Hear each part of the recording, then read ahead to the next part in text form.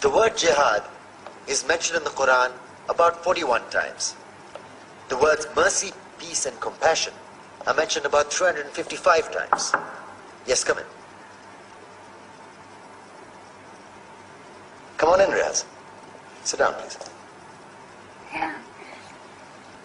Contrary to popular belief in most Western cultures, Islam is a religion that preaches peace and tolerance. Yes, Patricia.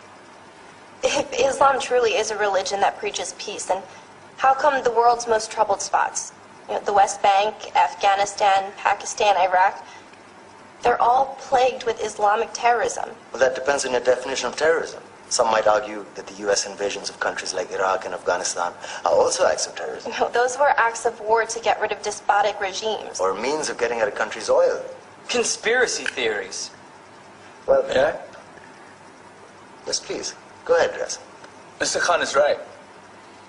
I mean, if we're talking about terrorists, the world's biggest terrorists are the white superpowers. Come on now. No, really, stop and think about it. Explain 9/11. Okay. Do you know how many people died in the Twin Towers strike? Around 3,000. And do you have any idea how many people died in the bombing of Afghanistan? Take a wild guess. More than 15,000 people died. And that's just conservative figures. About 50,000 tons of explosives were dropped on innocent civilians. Men, women, children. Yeah, but that was because of the Taliban. Now that you brought it up, did you know that the Taliban was a creation of the CIA to fight the Russians? Whatever. They were still harboring terrorists. Yeah, right. Terrorists that were never found. Just like the weapons of mass destruction that were never found in Iraq. Do you want to get into the death toll in Iraq?